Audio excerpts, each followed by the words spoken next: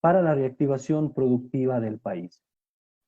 Como siempre, agradecemos a cada uno de ustedes por su asistencia a esta actividad organizada por la carrera de Ingeniería Mecánica y el grupo de investigación GIMAT de la Universidad Politécnica Salesiana del Ecuador. Les recordamos que las preguntas serán recibidas durante el desarrollo de toda la conferencia, mediante el apartado de preguntas y respuestas que tienen disponible. Solicitamos no hacerlas en el chat de propósito general. El tema del día de hoy es Out of Autoclave Manufacturing Techniques for High Performance Composites Using RTM and High Pressure RTM. Tengo el honor de invitar a nuestro speaker, el ingeniero Cristian Builes. Él es colombiano, ingeniero aeronáutico y aeroespacial de la Universidad Pontificia Bolivariana. Tiene una maestría en mecánica de materiales y estructuras y actualmente cursa el doctorado en manufactura de composite en la Universidad de Girona, España. También trabaja en el Departamento de Innovación y Desarrollo en Eurecat, Centro Tecnológico de Cataluña, España. Agradecemos por acompañarnos y estamos seguros que la presente conferencia será de mucha utilidad para cada uno de ustedes. Cedo la palabra al ingeniero Cristian Builes. Bienvenido. Muy buenos días. Muchas gracias primero que todo al ingeniero Jorge, a César y a todo el grupo GIMAT por la invitación a participar de este webinar y sobre todo pues a los asistentes del webinar como tal. Sin más preámbulo, pues damos comienzo a el seminario.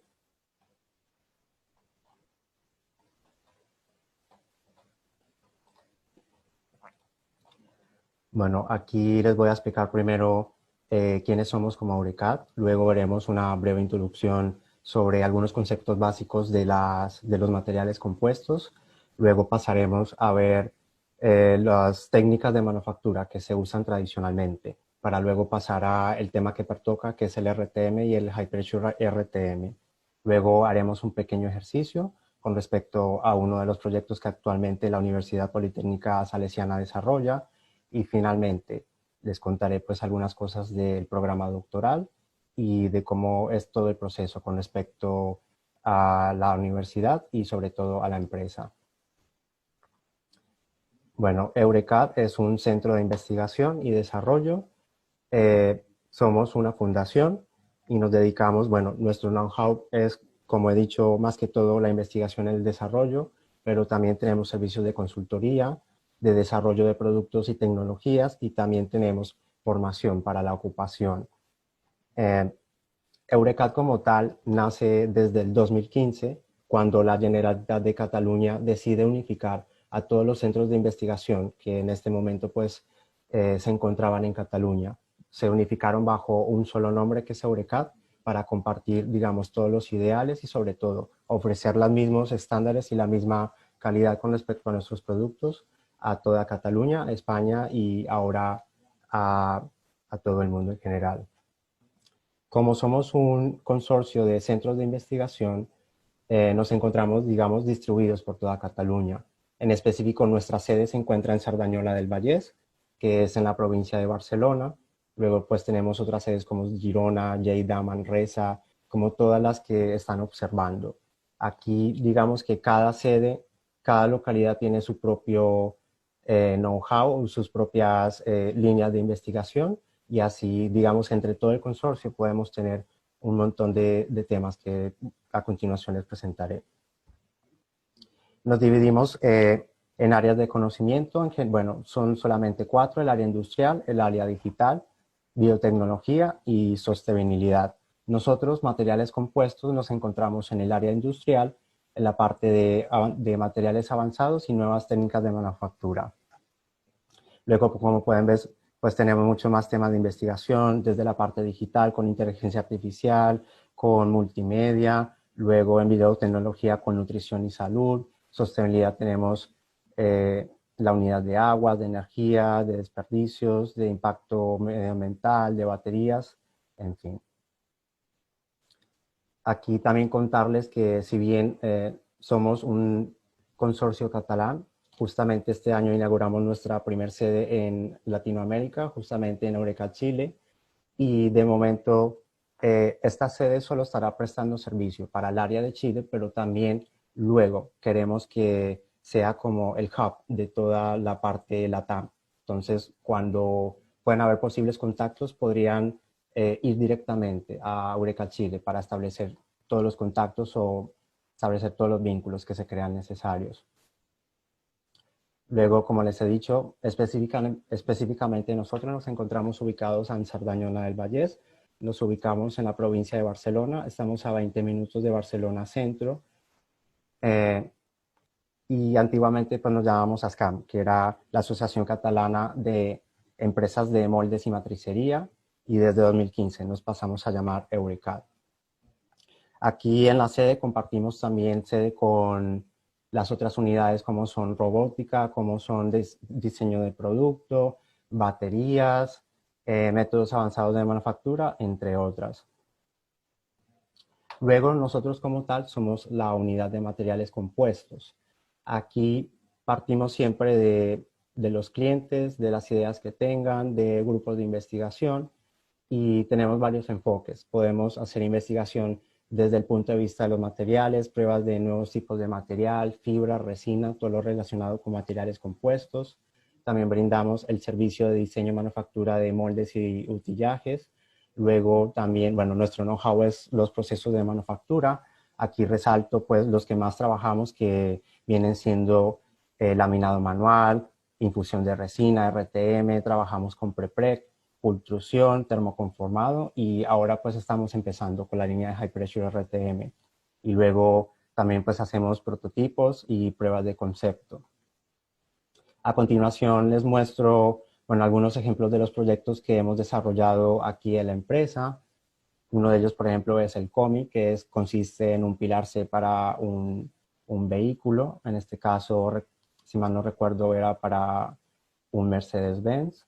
Aquí esta pieza la realizamos con fibra de carbono en resina termoestable. Luego otro ejemplo es el proyecto NeoTools, que es el desarrollo de una viga una viga estructural para los asientos de una aeronave. En este caso también desarrollado con fibra de carbono, resina termoestable mediante la tecnología RTM. ¿Verdad? Otro de los proyectos que estuvimos llevando es el Cofrade 2.0. Este proyecto es un proyecto europeo y es una convocatoria Clean Sky. Aquí desarrollamos un frame en tamaño real para una aeronave, también con material de fibra de carbono, resina termoestable y usando el proceso RTM. Luego tenemos el WinFrame, que en este caso sigue siendo la convocatoria Clean Sky, pero aquí la tecnología era termoconformado y como ven pues es un marco para la ventana de un avión. Otros ejemplos son el proyecto Kilbyman, que es una placa estructural para la vigaquilla de la misma aeronave. También hemos trabajado a nivel civil con el proyecto Hypermembrane, que es el desarrollo de una estructura flexible y móvil. Eso estuvo expuesto en el Museo de Diseño de Barcelona hace un par de años. Fue desarrollado por tecnología de termoconformado. Luego tenemos un proyecto, digamos, más enfocado al área de deportes, que es el proyecto Recipadel, en donde desarrollamos, en este caso, una pala de pádel en fibra de carbono con termoconformado. Y algunos pues, de los otros proyectos son el proyecto Titán, que también es una pieza estructural aeronáutica. Y luego tenemos una pieza como la que ven del proyecto Isovolta, que es un cobertor para un motor eléctrico. Luego, bueno, ya me conocen un poco, sin embargo les doy una pequeña introducción. Mi nombre es Cristian Willes Cárdenas. Como ha dicho el ingeniero Jorge, soy colombiano, nacido en la ciudad de Medellín. Soy ingeniero de la Universidad Pontificia Bolivariana C de Medellín y hace aproximadamente 3 años resido en España. Vine para hacer mi máster, el máster de Mecánica de Materiales y Estructuras de la Universidad de Girona, en donde también actualmente desarrollo mi doctorado con respecto a la manufactura de materiales compuestos. Desde entonces vengo trabajando en Eurecat, Cerdañola del Vallès, anteriormente como interno, desarrollando tecnología RTM para aplicaciones aeronáuticas y ahora estoy con la línea de High Pressure RTM, sobre todo enfocada al sector automotriz. Bueno, a continuación quiero darles una pequeña introducción con respecto a la teoría de los materiales compuestos. Primero que todo, me gustaría entender qué es un material compuesto. Simplemente es la unión de dos o más materiales que juntos obtienen nuevas características que no sería posible obtener con cada uno de los materiales que se originan. Para que un material compuesto sea considerado como tal, tenemos que tener en cuenta que tiene que haber una diferencia clara entre las interfaces de cada material. Es decir, si nosotros analizamos como vemos en la imagen, tenemos que saber identificar muy bien qué sería nuestro refuerzo y qué sería nuestra matriz. También estos dos materiales tienen diferentes disposiciones químicas, son insolubles entre sí y están separadas por una interfase. Por esto mismo se considera que una aleación metálica no es un material compuesto, porque realmente las fases no las podemos distinguir. Luego, bueno, el mundo de materiales es bastante complejo. Me gustaría resumirlo más que todo en nuestra área de conocimiento, que son los materiales poliméricos. En este caso, bueno, tenemos ambas líneas, termoplástico y termoestable, pero mi línea en particular es termoplástico. Luego, pues recordando, como matrices tenemos matrices cerámicas, metálicas, y las que vamos a tratar son matrices poliméricas. Entre las matrices poliméricas encontramos los termoestables y los termoplásticos, que luego miraremos cuál es la diferencia entre ellos. Entre los termoestables, pues las más conocidas son las resinas poliéster, vinilester, epoxi, y luego tenemos otro tipo de resinas para otros sectores muy específicos, como la resina fenólica, muy pensada para el sector ferroviario, resina poliuretano para automotriz, y bismaleimida, que es una resina muy especial para el sector aeroespacial. Luego en termoplástico podemos tener polipropileno, poliamida, PIC, entre otras. Con respecto a los refuerzos, podemos tener varios tipos de refuerzo, más que todo por su, digamos, geometría. Podemos tener refuerzos tipo whiskers, que son, bueno, lo que vendrían siendo como fibra corta, por decir de cierta manera. Luego podemos tener refuerzos a nivel particular, y lo más común es que tengamos refuerzos en fibra, sea fibra corta o fibra larga. Aquí teniendo en cuenta que los whiskers son más pequeños que fibra corta. Luego, a nivel de refuerzo de materiales como tal, los más comunes en la industria son la fibra de vidrio, la aramida o Kevlar, como se conoce normalmente, el carbono, y ahora pues también hay mucho movimiento de migración a fibras naturales con todo el tema de los biocomposites. Luego también podemos tener aditivos para mejorar propiedades con respecto al fuego, para tener filtros de radiación ultravioleta. Luego podemos tener también cargas para alterar o mejorar alguna característica en específico de nuestra resina. En este caso, podemos tener talco, sílica, polvos metálicos, etc. Luego, a nivel de propiedades mecánicas, los composites, bueno, hay que tener en cuenta que la matriz tiene cierta influencia. Dependiendo de la matriz que nosotros, digamos, escojamos, vamos a saber qué rango de temperaturas tiene nuestro material final, en qué ambiente se puede desarrollar. Luego también tener en cuenta que el tipo de refuerzo va a tener una influencia directa sobre las propiedades mecánicas finales. Por ejemplo, si tenemos fibra corta o un whisker, aquí las propiedades no van a ser tan elevadas como si tenemos un refuerzo en fibra continua, o en igual manera, pues un refuerzo particulado no va a tener estas mismas propiedades. Luego también va a influir la fracción volumétrica. La fracción volumétrica simplemente es la cantidad de fibra que nosotros tenemos en nuestro, digamos, volumen de composite. Como ven en esta gráfica, dependiendo pues del tipo de técnica de manufactura, vamos a tener entre fracciones volumétricas muy pequeñas a muy altas, siendo por ejemplo las más pequeñas encontrando el laminado manual, y entre las más altas encontrando procesos como el RTM y sobre todo como el autoclave, que aquí finalmente, gracias a toda la presión que aplicamos en el proceso de consolidación y con la temperatura, podemos compactar y tener mucha cantidad de fibra en nuestro volumen final de composites. También va a influir la interfase que tengamos entre el refuerzo y la matriz, porque puede, digamos, llegar el caso en que tengamos una muy buena matriz, un muy buen refuerzo, pero si entre ellos no hay compatibilidad química, realmente el material final no va a funcionar para hacer toda la transmisión de cargas. También aquí los procesos, los defectos asociados al proceso tienen bastante influencia sobre las propiedades mecánicas finales. Aquí, como vamos a ver, sobre todo los compuestos que son desarrollados por técnicas de moldeo líquido son muy propensos a tener porosidades, a tener puntos secos. Esto finalmente va a influir negativamente en la propiedad final de nuestro composite. ¿Por qué son interesantes los materiales compuestos? Bueno, como ya sabemos, se caracterizan por tener muy bajo peso y sobre todo que tienen unas propiedades mecánicas muy altas en comparación con metales tradicionales. Esto teniendo en cuenta su peso, su densidad, lo que llamamos propiedades mecánicas específicas. Si, por ejemplo, observamos la gráfica, vemos que los metales están en un rango muy bajo con respecto a los materiales compuestos, incluso, por ejemplo, a una fibra de vidrio. Bueno, podemos tener propiedades similares. Aquí tenemos la ventaja de que tiene muy bajo peso. Luego tenemos compuestos con fibra de aramida y en el top pues tenemos a todos los compuestos que están desarrollados con fibra de carbono.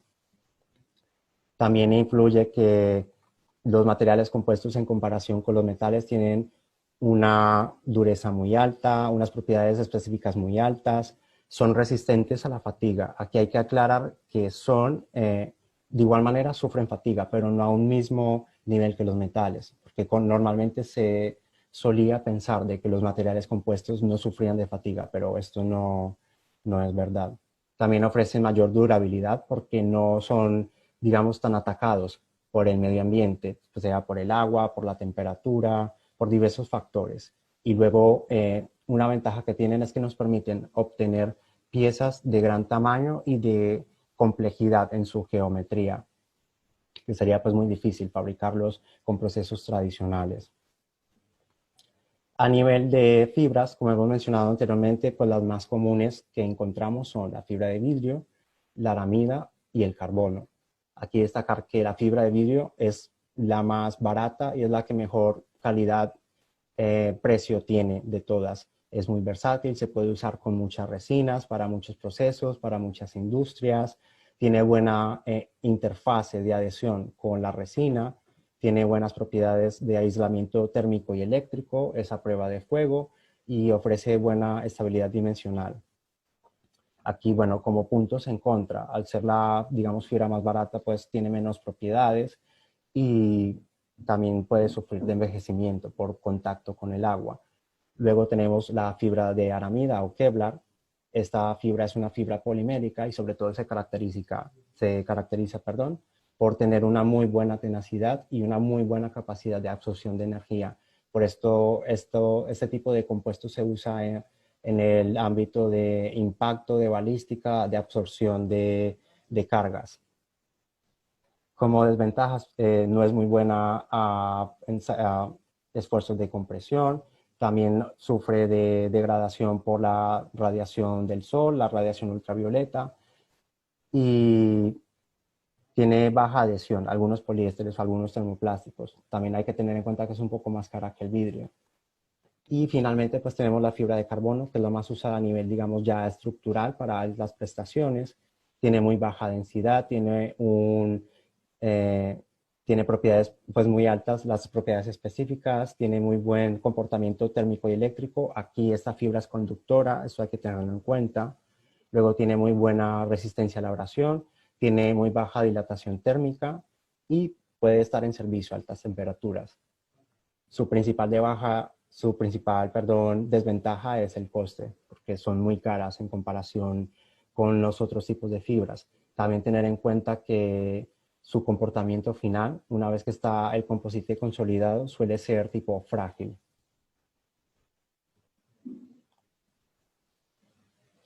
Luego, a nivel de refuerzo, tenemos que tener en cuenta que dependiendo del tipo de refuerzo vamos a tener un comportamiento, digamos, mecánico diferente. También el tipo de refuerzo nos va a afectar en cómo luego este se va a adaptar a las geometrías que necesitamos.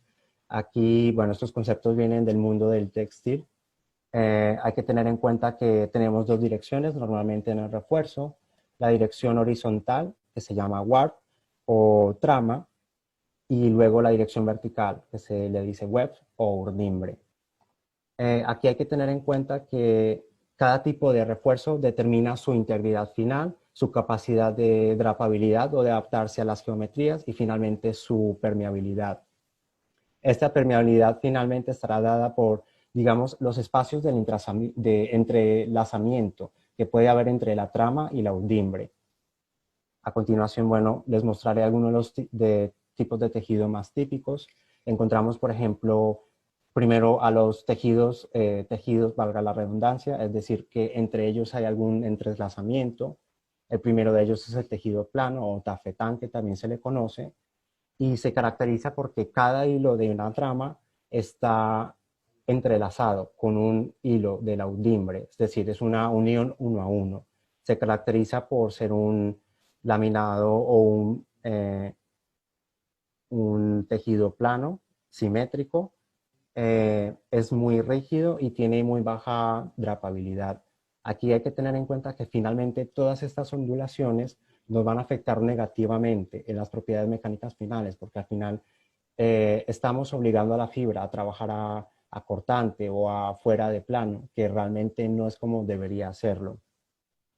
Luego, para solucionar esto, existen tipos como el twill o el sarga, que en este caso tenemos dos entrelazamientos entre la trama y los dimbres, es decir, pues tenemos por cada, por decir, un solo hilo de la trama puede ir por encima o por debajo de dos de urdimbre, y aquí la ventaja es que es un tejido mucho más flexible. Aquí mejoramos mucho la drapabilidad y la permeabilidad porque tenemos mucho más espacio entre los filamentos del tejido. También tenemos menos ondulaciones, por lo cual vamos a ganar un poco de propiedad mecánica. Y el único inconveniente es que es un poco, digamos, más suelto. Vamos a tener menos estabilidad en el tejido y puede que nos ocurra que cuando lo estemos posicionando, cuando estemos haciendo nuestra performance, tengamos mucho más movimientos. Luego tenemos el sapin, que es una modificación del sarga. Y aquí tenemos entrecruzamientos entre 4 y 8 hilos por cada hilo de trama o de urdimbre. Aquí mejoramos en gran medida la impregnación y sobre todo la drapabilidad. Está muy pensado para geometrías complejas.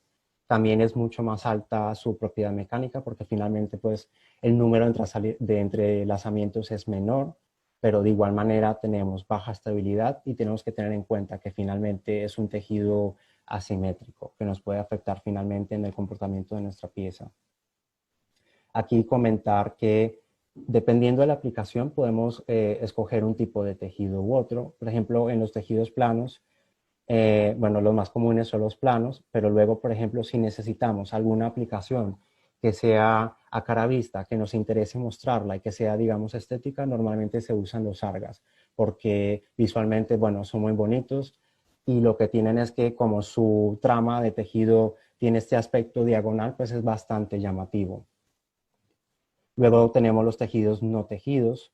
Aquí podemos encontrar tejidos unidireccionales, es decir, son solamente filamentos que van en sola una dirección y que están unidos por un hilo no estructural, que puede ser un poliéster, una poliamida.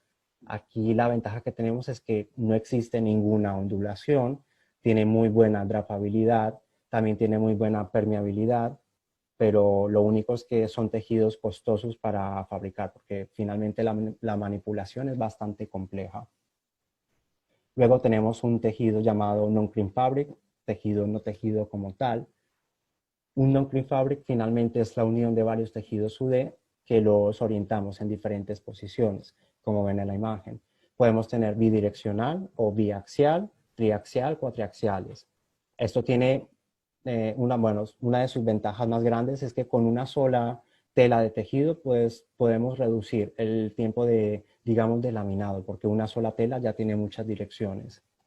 Tiene las mejores propiedades mecánicas, es un tejido pensado exclusivamente para transmisión mecánica, no es un tejido, digamos, de cara a vista, un tejido estético. No tiene ningún tipo de ondulación, pero también es un tejido costoso.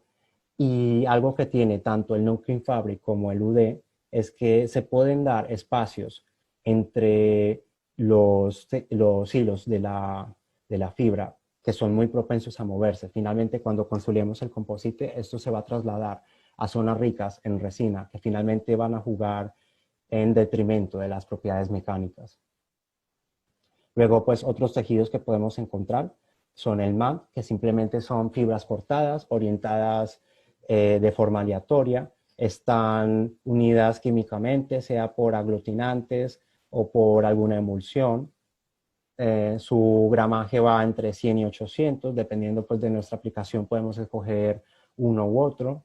Y aquí hay que tener en cuenta que tiene muy bajas propiedades mecánicas en comparación con un tejido de fibra continua. Este tejido se usa mucho para la fabricación de moldes, de moldes en material compuesto precisamente, para materiales compuestos. Y luego tenemos el velo, que sigue siendo un tejido aleatorio, pero a comparación con el MAP, este hilo está hecho por un filamento continuo, también posicionado de forma aleatoria, unido nuevamente con aglutinantes, y sus gramajes son muy pequeños, entre 50, de entre 5 y 50. Aquí hay que tener en cuenta que el velo solamente se usa para la zona superficial de nuestros composites y se usan ya que son buenos absorbentes de resina, por lo cual si luego necesitamos una buena superficie o en el caso, por ejemplo, si usamos un tejido de fibra de carbono que suelen tallar mucho la superficie, podemos tener en cuenta de que este tipo de tejidos nos puede proteger finalmente nuestro composite final de las condiciones atmosféricas. A nivel de matrices, como he mencionado, pues existe las matrices termoestables y termoplásticas. La única diferencia es que una matriz termoestable, una vez que está consolidada, no se puede, digamos, revertir. Lo único que podemos hacer luego es degradarla.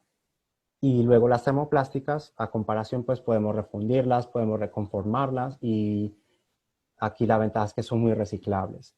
En la industria, más o menos el 75% se basa en composites de matriz termoestable, de los cuales pues vemos que un 85% puede ser resinas poliéster, vinilester, luego tenemos un 10% en resinas epoxi y un 5% que se compone de resinas para altas prestaciones, como puede ser una bismaleimida, una poleimida, como cualquier otra de este tipo.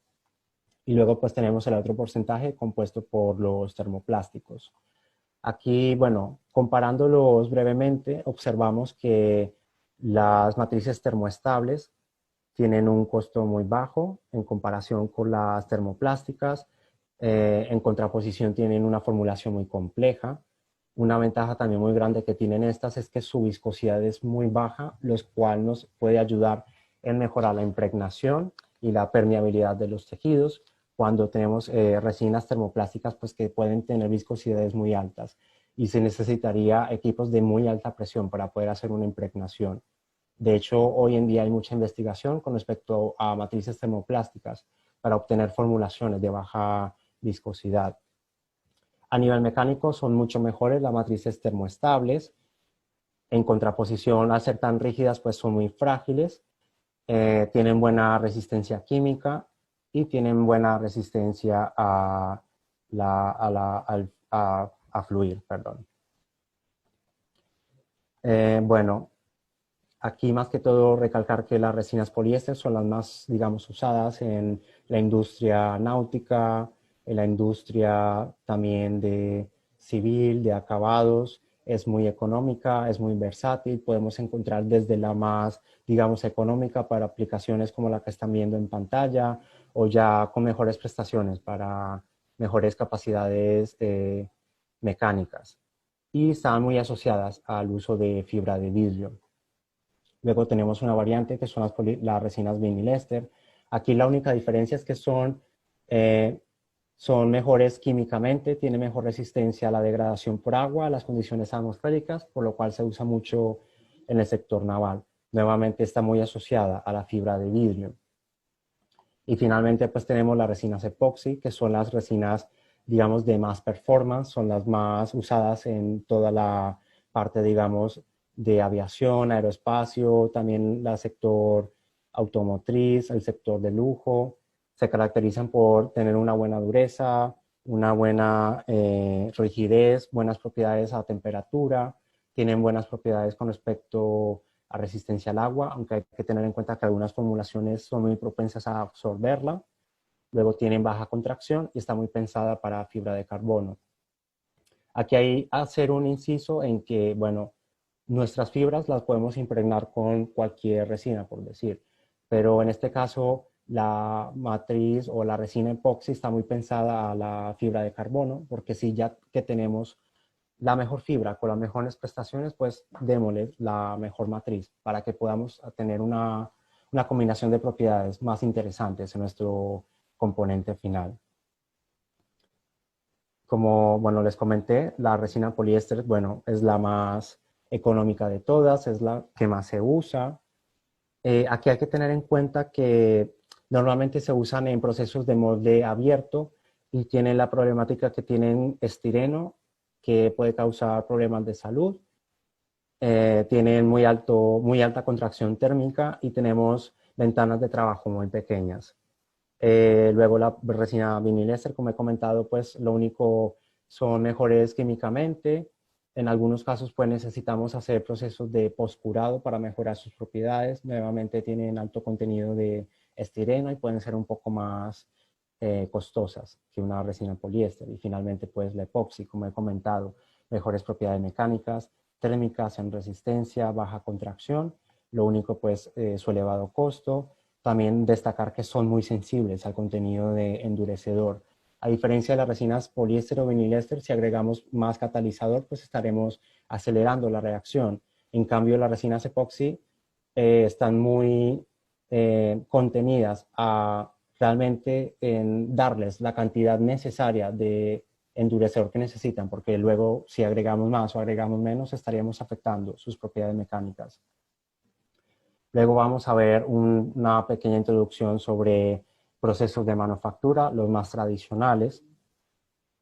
Aquí hay que tener en cuenta que, bueno, existen muchos modelos o métodos de manufactura que podemos ir desde lo más manual hasta lo más automático o de lo más económico hasta lo más costoso.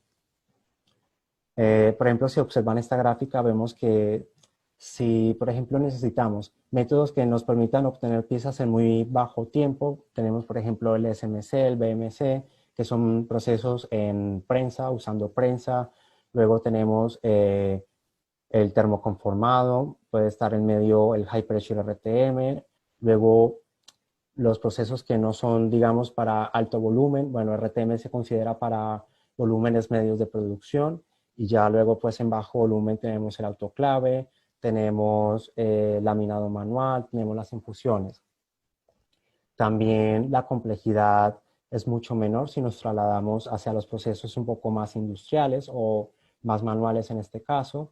También hay que tener en cuenta que entre más requerimientos tenga el proceso, va a ser mucho más costoso, porque, por ejemplo, para el autoclave, pues necesitamos un autoclave, necesitamos instalaciones para tener este autoclave, todo el, por ejemplo, el consumo energético que pueda tener, necesitamos un congelador o una cámara frigorífica para guardar todo nuestro material. Y finalmente, nuestras propiedades mecánicas también estarán afectadas por nuestro proceso de manufactura. De los más básicos y digamos de los más económicos, sencillos, encontramos pues el laminado manual. Destacar pues que simplemente es una técnica a molde abierto, como están viendo en la imagen. Normalmente se curan a temperatura ambiente. Es muy versátil porque podemos usar cualquier tipo de fibra, de resina, en cualquier presentación. Es muy conocido, pues hay mucha experiencia con respecto a este proceso. Es muy económico. Lo único, bueno, finalmente las piezas que vamos a obtener pues no son muy buenas en cuanto a sus propiedades porque al ser un proceso manual, bueno, dependerá primero de la experiencia de la persona que lo esté haciendo en ese momento, de qué tan, digamos, animado esté haciendo el trabajo, si algún día pone más empeño, menos empeño, tener en cuenta pues que podemos tener un alto contenido de porosidad, puede tomar mucho tiempo y nuevamente recordar que normalmente se usa con fibra de vidrio, con resinas poliésteres, con el posible riesgo a la salud que pueda implicar esto. Un escalón un poco más arriba, luego encontramos el proceso de infusión de resina. Este proceso ya se considera un proceso de moldeo en líquido. sigue siendo una técnica molde abierto, pero aquí lo que vamos a hacer es que vamos a tomar un tejido seco en este caso y lo vamos a impregnar con nuestra resina. Hay que tener en cuenta que para que esto funcione, nuestra resina tiene que tener muy baja viscosidad, tenemos que usar el vacío y luego pues mostraré una imagen de los utillajes que tenemos que tener para realizar este proceso. Es decir, es un proceso que necesita de consumibles. Como ventajas que tenemos un buen acabado superficial, pero solamente en una superficie, es decir, en la superficie que está en contacto con el molde, es de muy bajo costo comparado pues con el autoclave. También sus consumibles son muy baratos, por decir así. Y una ventaja que tiene es que nos permite fabricar partes de gran tamaño y de gran complejidad en su geometría. En contraposición, es un sistema o un método complejo. Hay que tener experiencia, hay que tener formación, es un proceso de paciencia. También, como he dicho, necesitamos formulaciones de resina de muy baja viscosidad. Y alguna problemática que tiene es que dependiendo de la técnica o dependiendo de cómo hagamos todo el montaje, podemos tener finalmente zonas secas. Entonces, luego tendremos que mirar si podemos, digamos, salvar a la pieza, qué podemos hacer para solucionar este problema. Como he comentado, pues es un método que utiliza consumibles o utillajes. Aquí pues pongo un esquema más o menos de los más típicos. Primeramente pues necesitamos un molde. Este molde puede ser en madera, en espuma de poliestireno, me parece que es. Podemos tener moldes de resina, moldes metálicos. Sobre este molde pues vamos a ubicar nuestra preforma o nuestro tejido. Luego tenemos que agregar un medio de distribución que normalmente se conoce como un peel plate. Y por encima, después de todo el montaje, luego ubicamos nuestra bolsa de vacío. Aquí hay que tener en cuenta que necesitamos pues todo el conjunto de vacío, necesitamos consumibles como es la cinta de sellado, que se le conoce comúnmente como cinta de butilo o tacky tape. Y como he mencionado, bueno, aquí ven una imagen, es un proceso, digamos, complejo y hay que tener experiencia. Ya luego, si nos queríamos trasladar a las mejores prestaciones, a las mejores propiedades mecánicas, nos trasladamos a un autoclave. El autoclave más que todo se ha sido, digamos, utilizado más que todo para la industria aeronáutica, aeroespacial, debido a que es un proceso, digamos, complejo, que se cura a altas temperaturas, a alta presión. Hay que tener una buena inversión en cuanto a nuestras instalaciones, el consumo energético que esto puede representar en la compañía o en el taller. Como he mencionado, pues tiene muy buenas propiedades mecánicas, las mejores de todos los métodos de manufactura, podemos decir. Tienen contenidos de fibra altísimos, podemos llegar a contenidos de fibra de 60%. Son procesos en teoría limpios porque como no estamos manipulando resina, sino que ya trabajamos con prepregs que vienen con su resina impregnada con la cantidad necesaria para que no tengamos excedentes luego. Como he mencionado, pues tenemos buenas propiedades mecánicas, puede ser automatizado, sea con AFP, con alguna de estas técnicas, pero en contraposición, bueno, sabemos que es un proceso muy costoso, que necesitamos una inversión muy alta, necesitamos equipos que funcionen o que soporten altas temperaturas, que tengamos un buen consumo energético y por esto mismo, como he mencionado, ha sido muy limitado a la industria aeroespacial y al sector de lujo, tanto en el deportivo como en el de automóviles.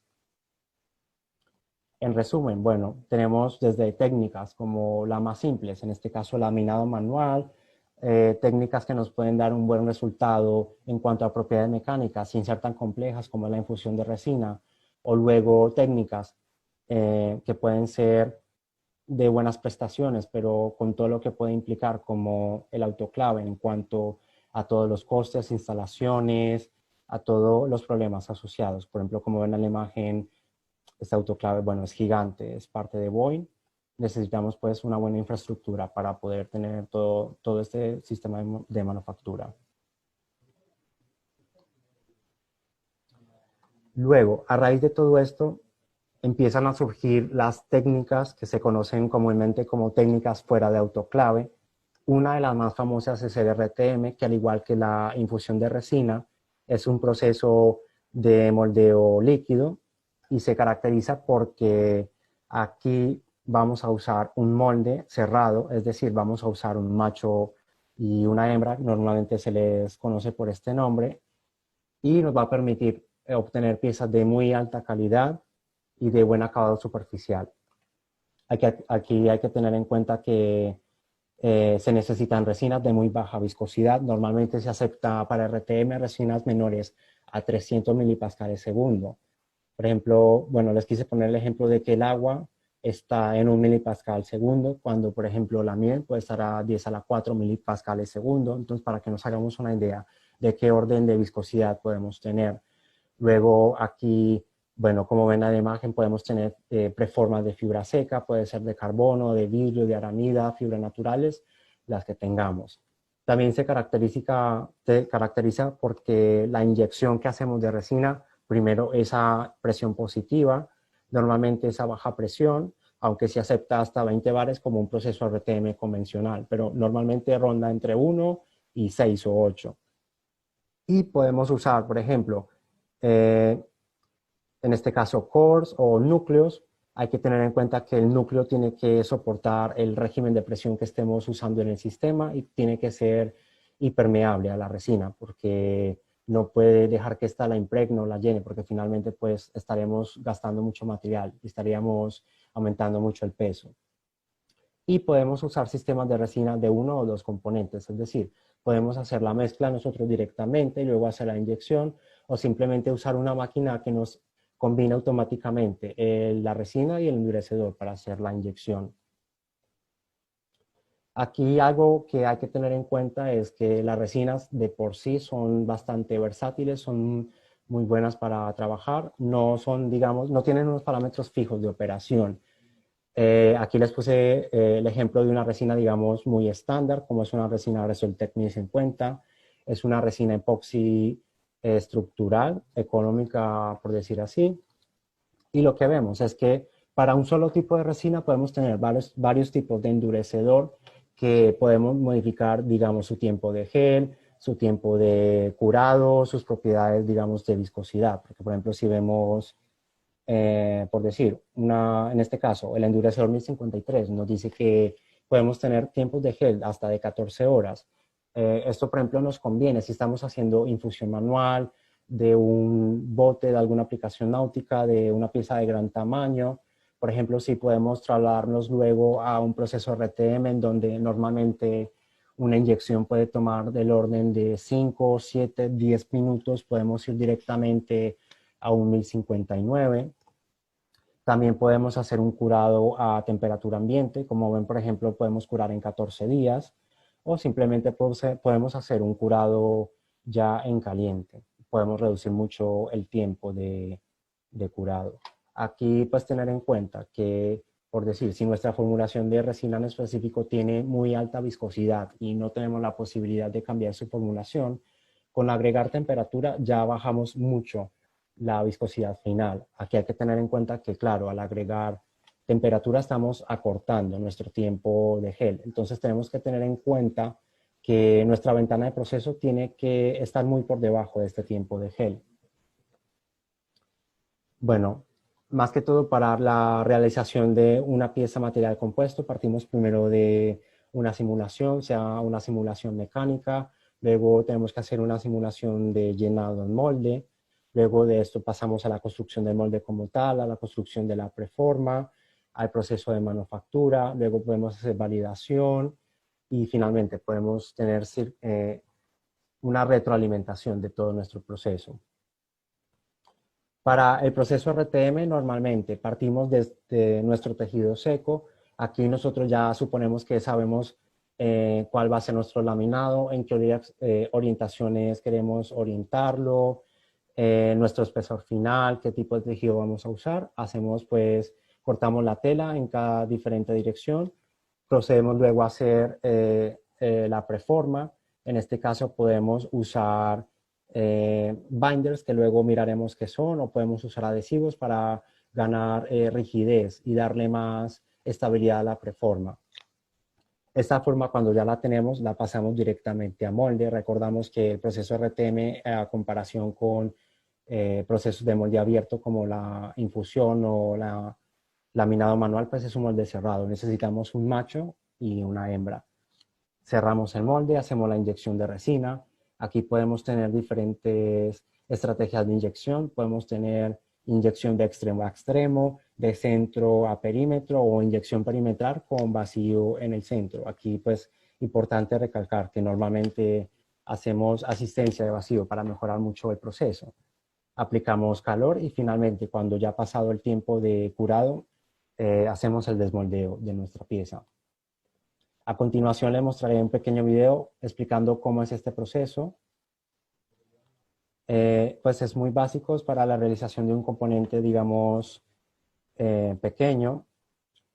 Aquí, bueno, como lo ven, nos explican primero que podemos tener, digamos, componentes o equipos que nos permitan hacer inyección de un solo componente, es decir, cuando ya hemos combinado nuestra resina, nuestro catalizador, endurecedor, o podemos tener máquinas que nos permitan hacer la inyección de ambos componentes y luego hacer la combinación para luego hacer la inyección en el molde. Como he comentado, pues normalmente se hace la inyección a baja presión. Esto tener en cuenta que así podemos ayudar a la permeabilidad de la preforma. Como vemos aquí están integrando un núcleo, es decir, pues no hay ningún problema. Desde que el núcleo, pues digamos, aguante toda la presión de nuestra inyección, en principio la puede aguantar. Una vez que ubicamos toda nuestra preforma, procedemos a hacer el cierre del molde. Puede ser un cierre por tornillos, por prensa o por cualquier otro mecanismo.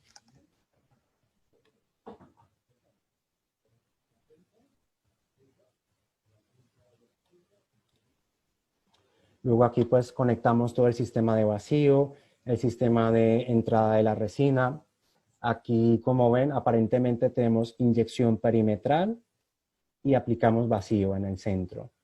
Hay que tener en cuenta que, por ejemplo, el vacío siempre se tiene que ubicar en el último punto de llenado del molde para evitar problemas como puntos secos en nuestro componente final.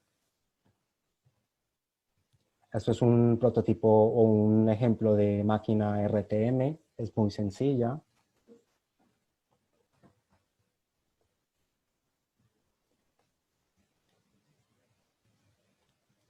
Luego pues aplicamos la temperatura, en este caso es un molde calefactado. Y finalmente cuando ha pasado pues nuestro tiempo de curado, simplemente procedemos al desmoldeo de la pieza. Como he mencionado, aquí la ventaja es que al ser un proceso a molde cerrado, la calidad, digamos, superficial final es muy buena. Pero también hay que tener en cuenta que esta calidad superficial dependerá de la calidad del desmolde como tal. Y simplemente recalcar que si queremos una muy buena calidad superficial, pues tendremos que hacer una buena inversión en acabado de molde para trasladar luego esto al composite. Luego les quiero presentar un ejemplo de un proyecto que hemos realizado aquí en EURECAD. En este caso, pues, este fue mi trabajo de final de máster, de la realización de un modelo a escala para un frame, una cuaderna de una aeronave. Como hemos visto en el proceso, pues primero procedemos a hacer el corte de telas. Aquí nosotros ya sabemos cuáles nuestras orientaciones, qué cantidades de capa necesitamos.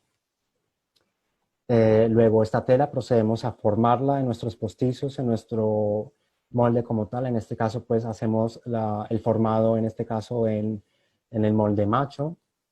Aquí en esta tercera imagen, como ven, estamos aplicando vacío directamente sobre la preforma para generar una precompactación. Esto nos ayuda primero a reducir un poco el espesor de la preforma para que luego pueda ser mucho más fácil meterla en el molde. También empieza a darle un poco más de geometría final. Y bueno, aquí podemos agregar nuestro binder, nuestro adhesivo, simplemente hacer una compactación en seco. Normalmente este proceso se conoce como debulking. Una vez que tengamos nuestra preforma, pues procedemos a ubicarla en nuestro molde. En este caso, pues lo ubicamos en nuestro molde hembra. En la segunda imagen vemos que ya hemos insertado el molde macho. Aquí luego, pues, cortamos el excedente, hacemos un poco de limpieza con respecto a la preforma, al excedente de material y finalmente, perdón, procedemos a cerrarlo. Aquí conectamos nuestro sistema de vacío, nuestro sistema de entrada de resina.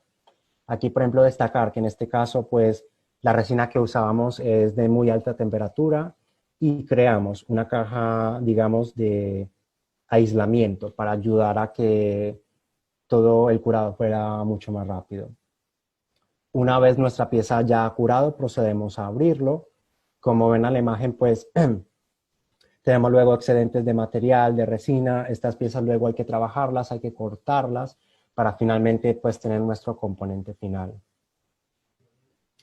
En comparación con el autoclave, el RTM, bueno, su ventaja principal es que es mucho más económico, porque como no tenemos que, digamos, hacer presurización de toda una recámara, no necesitamos altas temperaturas, pues finalmente vamos a tener muy bajo consumo, tenemos muy buenas propiedades mecánicas, de buen acabado superficial en ambas superficies, hay que tener en cuenta esto. Luego vamos a tener digamos, economía a nivel logístico, porque como no necesitamos ni congeladores o cámaras frigoríficas para almacenar nuestro material, pues no tenemos este gasto. Tenemos pues tenemos tiempo de trabajo menor a comparación con el autoclave, aunque sigue siendo pues un proceso bastante manual. Podemos usar resinas un poco más reactivas, podemos tener geometrías complejas, y finalmente esto se traduce en que nuestro componente final va a ser mucho más barato. Hay que tener en cuenta que debido pues, a que sigue siendo manual, pues vamos a tener tiempos de producción medianos en comparación con el autoclave, pues que son tiempos de producción bajo. Y igualmente vamos a tener piezas de muy alto contenido en fibra. Aquí tener en cuenta que los procesos a molde abierto, finalmente su espesor final va a estar determinado por la flexibilidad de nuestra bolsa de vacío.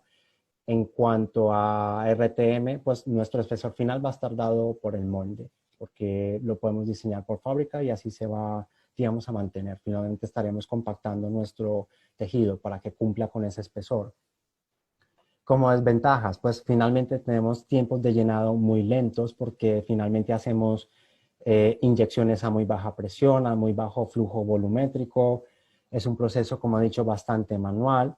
Y aquí hay que tener en cuenta que necesitamos una inversión inicial, porque claro, necesitamos una inversión en el material del molde, en el sistema de calefacción, en el mecanizado del molde, y finalmente es un proceso que puede estar bastante determinado por el contenido de porosidad que podamos tener. Aquí tener en cuenta que, por ejemplo, aeronáutica nos exige que una pieza solo puede tener un contenido máximo de 2%. Algunas de las variantes son, bueno, de las más conocidas, el Light RTM, que es bastante interesante porque aquí, si bien tenemos molde y contramolde o macho y hembra, como lo queramos llamar, son moldes que los construimos a partir de materiales compuestos, es decir, hacemos nuestro laminado, los impregnamos con fibra, luego podemos hacer algún refuerzo con vigas metálicas, también podemos hacer, bueno, inyecciones a baja presión, pueden tener bajos requerimientos y hay que tener en cuenta que, bueno, son económicos, pero podemos tener alta porosidad. Luego, si nos trasladamos un poco más a automoción, un poco más a algo más automatizable, podemos tener procesos de compresión RTM, que simplemente es un proceso RTM, pero aquí el molde no está completamente cerrado, sino que hacemos la inyección de resina dejando un pequeño gap y una vez tengamos la cantidad exacta, procedemos a cerrarlo y aquí la impregnación se hace en el eje Z del composite. Y finalmente, uno de los procesos o de las variantes más interesantes es el High Pressure RTM, en donde aquí la única diferencia con el RTM convencional es que la presión y el flujo en el cual estamos llenando el molde son muy altos. Tener en cuenta que hasta 20 bares se considera RTM, High Pressure RTM se considera desde 20 bares, pero normalmente se hacen de orden de 100 a 120 bares de inyección. Podemos tener reducción de ciclo, podemos optimizar nuestros tiempos de producción, nos permite sacar piezas en mucho menor tiempo y está muy pensado para la industria automotriz. Como he dicho, pues el High Pressure RTM es una variante del RTM y está, digamos que, bueno, nació a partir del proceso de Structural Reaction Injection Molding, es decir, a la producción de material de poliuretano, en donde pues hacemos la inyección a alta presión, reducimos pues los tiempos de producción. Normalmente tenemos una producción media de 25.000 partes por año.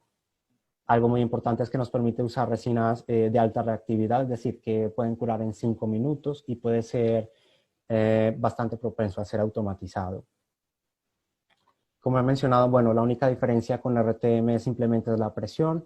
Aquí vemos un ejemplo de una máquina SRIM, en donde tenemos pues nuestros tanques de componentes, luego hacemos una presurización de cada componente para llevarlo luego a un cabezal de inyección, en donde estos componentes se juntan para finalmente hacer la inyección.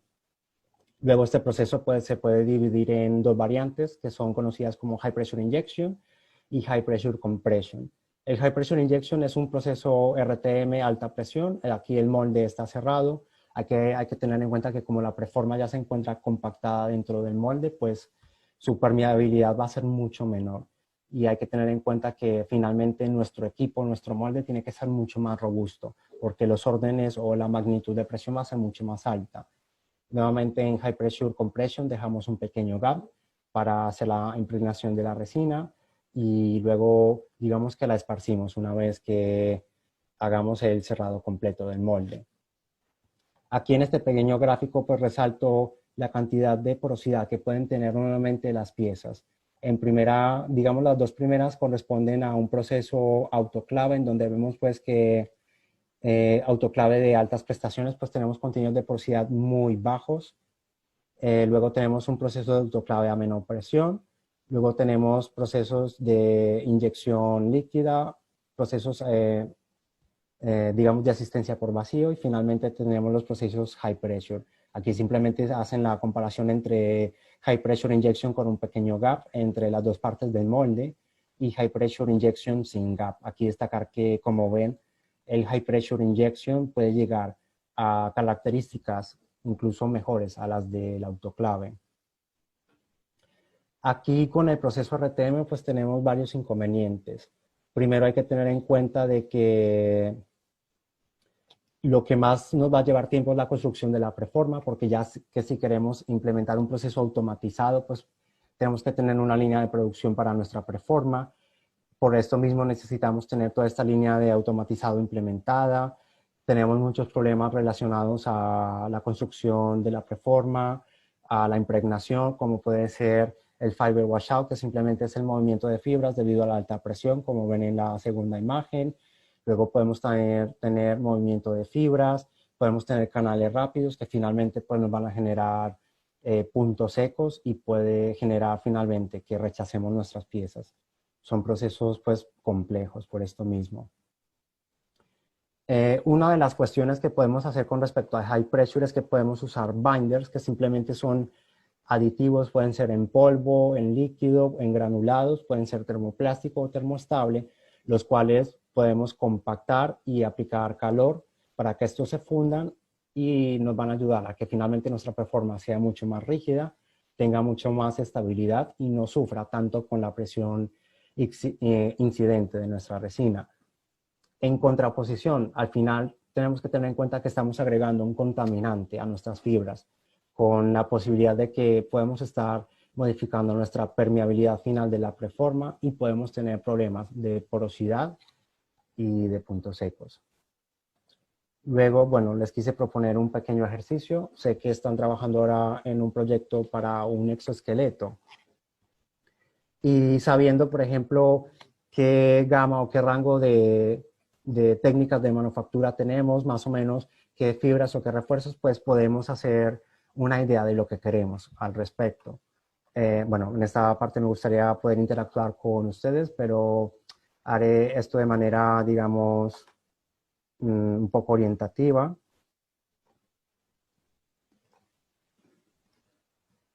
Por ejemplo, bueno, ya sabemos que queremos hacer nuestra, digamos, exoesqueleto en carbono, entonces directamente nos podemos ir a una resina epoxi. Aquí pues tenemos en cuenta que son las con las mejores propiedades y que luego, pues si queremos hacer alguna inyección en líquido, pues esta resina tiene que tener muy baja viscosidad. Ya sabemos qué tipo de tejido, digamos, existen. Como he mencionado, los más típicos son el tejido plano, pero luego si necesitamos alguna aplicación en específico, podemos ir a un tafetán, perdón, a un twill, a un tejido sarga o a un long clean fabric, que puede ser una opción bastante interesante. Recordando que long clean fabric son tejidos netamente estructurales, luego si queremos aplicaciones a cara vista, podemos pensar en un twill. Bueno, aquí el tipo de fibras normalmente en carbono, sobre todo se conocen como CAS. Normalmente trabajamos entre 6 y 12 CAS, es decir, cada filamento de la fibra tiene 12.000, por decir, si es un 3K tiene 3.000 hilos, si es K tiene 6.000 y así. Si queremos hacer, por ejemplo, una pieza como un exoesqueleto, podemos tomar como ejemplo un tejido 3K. Al final esto se traduce en que son tejidos de muy bajo espesor, porque finalmente lo que nos interesará es hacer un apilamiento en diferentes direcciones. Porque, por ejemplo, si nos vamos a un 6K, un 12K, con una sola capa de tejido, pues ya estamos teniendo bastante espesor. Aquí hay que tener en cuenta que normalmente se considera que dependiendo del K, pues estaremos haciendo ese mismo espesor en milímetros, es decir, un 3K nos puede dar un espesor de 0.3 milímetros, un 6K uno de 0.6. Y luego para aplicaciones podemos tener tejidos en gramajes entre 200 y 500 gramos por metro cuadrado. Aquí hay que tener en cuenta que entre el gramaje sea mucho más alto, va a ser un tejido mucho más difícil de manipular. Pero por el contrario, si tenemos gramajes muy pequeños, va a ser un tejido, digamos, un poco más difícil de manipular, porque va a ser muy pequeño y también va a ser mucho más costoso. Pero si nos podemos tener a 200, entre 500, creo que estaría muy bien. Luego lo más importante es, bueno, ¿qué queremos con respecto a nuestro exoesqueleto? ¿Queremos hacer un prototipo? ¿Queremos probar tecnología? ¿O por el contrario, queremos ir directamente a una producción en masa, a una producción a alto volumen? Entonces, ya sabemos que si queremos una producción a bajo volumen, podemos tener un laminado manual, pero esta directamente la descartamos porque sus propiedades mecánicas no son muy buenas y finalmente es un proceso complejo. Luego puede ser bastante interesante trasladar todo la manufactura a una infusión de resina. Ya sabemos que, bueno, es un sistema, digamos, complejo, pero es muy económico. A nivel mecánico se puede comparar mucho con un proceso RTM. Aquí simplemente hay que tener en cuenta que tendremos una cara, digamos, buena, una buena superficie solamente en uno de los lados de la pieza final. O luego, por ejemplo, si nos interesa tener buen acabado superficial en ambos lados de la pieza, podemos pensar ya luego en un light RTM en donde, digamos, nosotros mismos podemos ir a fabricar nuestro molde, o si luego ya nos permitimos, si tenemos las instalaciones, digamos, toda la parte económica lista para implementarlo, un proceso autoclave. Luego, si nos interesa, ya que todo, pues ir a procesos de media producción, podemos pensar en procesos RTM. Aquí hay que tener en cuenta que como ya estamos hablando en mayor número de piezas, hay que tener en cuenta que los moldes ya vienen a ser metálicos, con la ventaja que ya podemos implementar calefacción y luego tener en cuenta que si ya pensamos pues en alta productividad, directamente nos vamos a un compression molding, que es un termoconformado, un high pressure, y hay que tener en cuenta pues que ya los moldes son metálicos para aguantar pues todos estos regímenes de presión. Igualmente, tener en cuenta las condiciones. Si nos podemos permitir curado a temperatura ambiente, a baja temperatura, pues vamos directamente a una infusión o a un light RTM. Si sí o sí necesitamos curado a alta temperatura, pues podemos ya pensar en toda la gama. Igualmente, resina, en función de resina se puede hacer a alta temperatura, obviamente RTM, high pressure y autoclave. Bueno, finalmente, pues quiero compartirles un poco mi doctorado, de qué se trata, en por qué lo estamos planteando de esta manera. Como he mencionado, pues mi línea siempre ha sido los procesos de moldeo en líquido. En este caso, pues el máster fue con RTM y en este caso el doctorado con procesos high pressure RTM. Lo que queremos es hacer un mejoramiento de toda esta cadencia productiva que actualmente tiene los materiales compuestos, para poder trasladar esto a industrias de alto volumen de producción y finalmente pues tratar de abaratar un poco los costes de un material compuesto, sobre todo pues en fibra de carbono para materiales estructurales.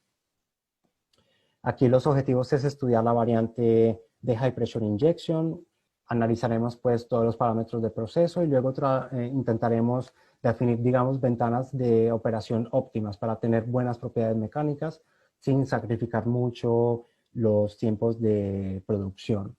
Luego intentaremos trasladar todo este know-how a una aplicación de mucho más TRL, por decir así, o una aplicación mucho más industrializable.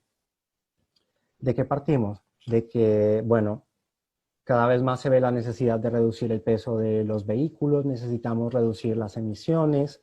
Luego también tenemos pues la problemática de que para los vehículos eléctricos necesitamos reducir el peso para que realmente sean competitivos en comparación a un vehículo de combustión.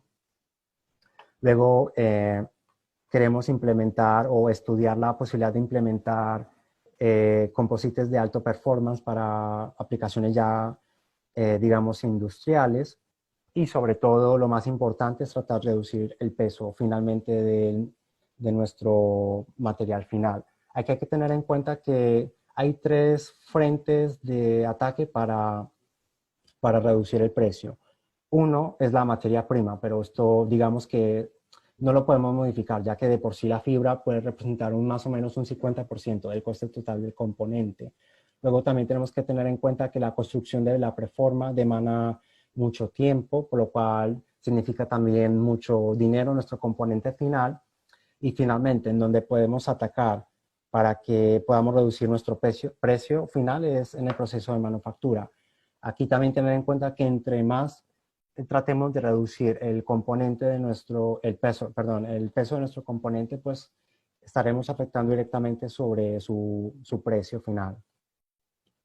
Nos encontramos pues con la problemática de cada día más los gobiernos, todas las asociaciones gubernamentales les exigen a los fabricantes que sus equipos tengan menos emisiones. Como ya les he comentado, pues todo el coste final viene dado por la materia prima, por el proceso de manufactura y finalmente por la técnica de manufactura.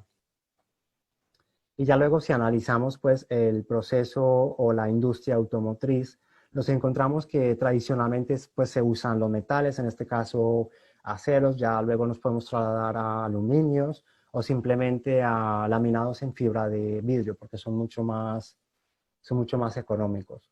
Luego si nos trasladamos a laminados continuos de fibra de carbono, pues simplemente están determinados para el sector premium de lujo o para los vehículos eléctricos. Como inconvenientes, nuevamente, el coste de los materiales y, digamos, que no existen, digamos, procesos suficientemente maduros para poder producir materiales compuestos o componentes de altas prestaciones a un alto, digamos, nivel productivo. Y aquí la necesidad de estudiar, pues, en técnicas como es la High Pressure RTM para poder avanzar un poco más en este tema.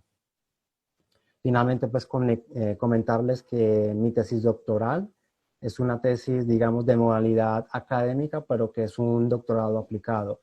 Es decir, yo estoy directamente desarrollando todo el contenido dentro de Eurecad, con las ventajas de que, bueno, al final estoy ganando experiencia en campo, cuenta como experiencia laboral, es un programa de 3 años y actualmente pues desarrollo mi doctorado con una beca, digamos, interna de la empresa, en este caso la programa Vicente López, y es una tesis codirigida entre la Universidad de Girona, Grupo AMADE, con el doctor Josep Costa, con quien tuvieron hace un par de semanas también una charla, y en este caso Eurecal Cerdañola de Vallés, con la unidad de materiales compuestos. Entonces, bueno, con todo esto hemos terminado todo este webinar. Espero pues que haya sido de vuestro agrado y bueno, procedemos ahora a la parte de las preguntas. Agradecemos al ingeniero Cristian Boiles por el aporte enriquecedor con sus amplios conocimientos en este mundo de los materiales compuestos. Un mundo de constante evolución que despierta nuestro interés por adentrarnos cada vez más en el mismo. Damos inicio a la ronda de preguntas realizadas por los participantes. De Víctor Anguizaca. Dentro de los materiales compuestos están los polímeros reforzados con fibras naturales. ¿Qué impacto tienen estos materiales con respecto a los reforzados con fibra de carbono? Es decir, ¿tienen alguna relación o son completamente diferentes en lo que respecta a la aplicación en aeronáutica? Bueno, muy buena pregunta. Los laminados con fibras naturales más que todo vienen determinados por decir, no sé si llamarlo moda o tendencia a generar conciencia ambiental, pero están muy pensados para aplicaciones estéticas. También se están viendo mucho por aplicaciones de ingeniería civil. Aquí, bueno, todavía no se pueden pensar en aplicaciones de aeronáutica porque sus prestaciones mecánicas van a ser mucho menores en comparación con laminados de fibra de carbono. Ya luego si podemos encontrar alguna fibra natural que pueda igualar propiedades mecánicas, sí podremos pensar en luego tratar de implementarlas en industria aeronáutica, pero aquí hay que tener en cuenta de que tiene que ser muy segura, que tiene que estar muy validado y que hasta que no sea bastante confiable no pueden ser implementados. Agradecemos a su respuesta. Para el desarrollo de un material compuesto, ¿este material es simulado y qué software es recomendado? Por supuesto, antes de hacer cualquier laminado, nosotros tenemos que saber nuestro estado de cargas de nuestro componente. Normalmente podemos usar software de elementos finitos como puede ser ANSYS, como puede ser, se me olvida el otro, bueno, ANSYS más que todo, bueno, software de elementos finitos, me disculpo. Abacus. Abacus, exacto, muchas gracias.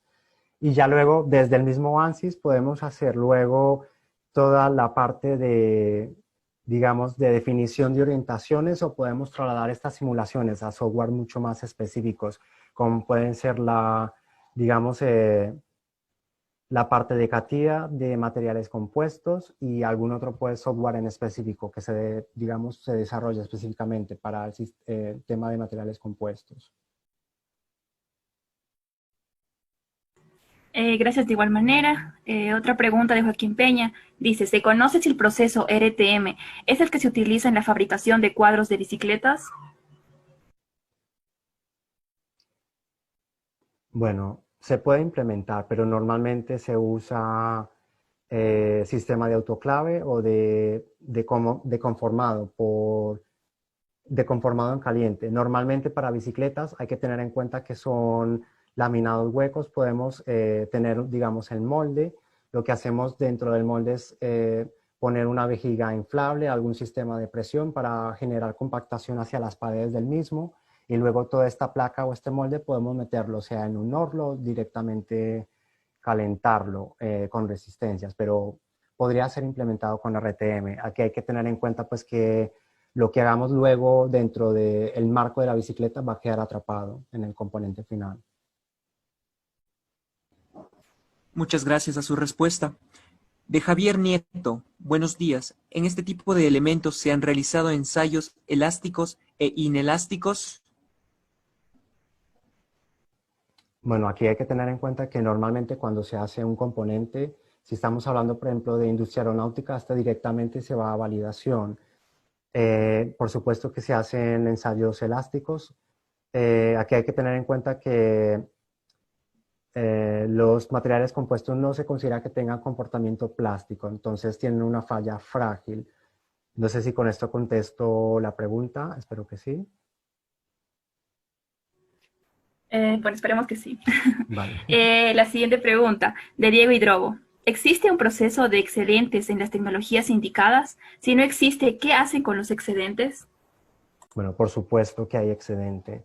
En el RTM convencional hay que tener en cuenta que tenemos excedente tanto en resina como en refuerzo. Lo que hacemos normalmente es sobredimensionar un poco la pieza para luego poder recortarla y que luego tengamos un material limpio.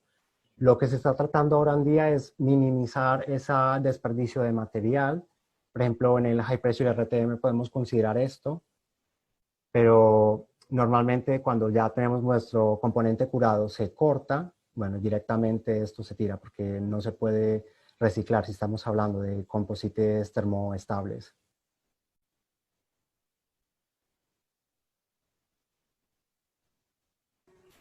Finalmente, del ingeniero Nelson Jara, Dice, saludos cordiales. ¿Cuál de estos procesos han tenido un mayor éxito a escala industrial? Bueno, yo creo que estamos un poco temprano para responder esta pregunta. En general, todos los procesos de autoclave, en este punto, los procesos de moldeo en líquido vienen siendo bastante interesantes. Ahora estamos viendo que la industria aeronáutica se está decantando o está probando mucho los procesos RTM. También ha sido interesante los procesos de infusión de resina porque finalmente son muy económicos y si lo hacemos bien y si tenemos un buen material o una buena técnica, podemos llegar a igualar las propiedades. Pero más que todo, bueno, nos concentramos en RTM.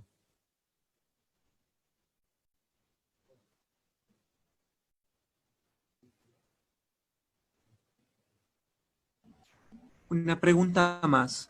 Sí. Ingeniero Cristian, así como se vio en A380 con el GLAR, un sándwich entre aluminio y fibra de vidrio, y según un fabricante de autos, Pagani, consiguió un símil entre titanio y fibra de carbono. ¿Cree que habrá alguna aplicación de este tipo de carbono en el sector aeronáutico?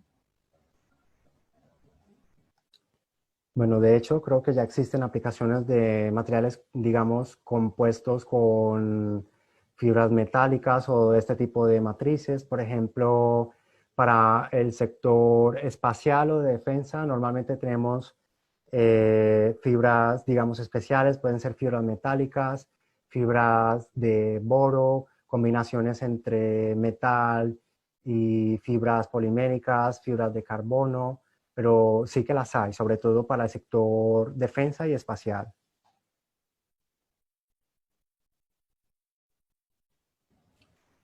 Agradecemos nuevamente las múltiples preguntas realizadas por nuestros acompañantes y de igual manera a usted, ingeniero Cristian Builés.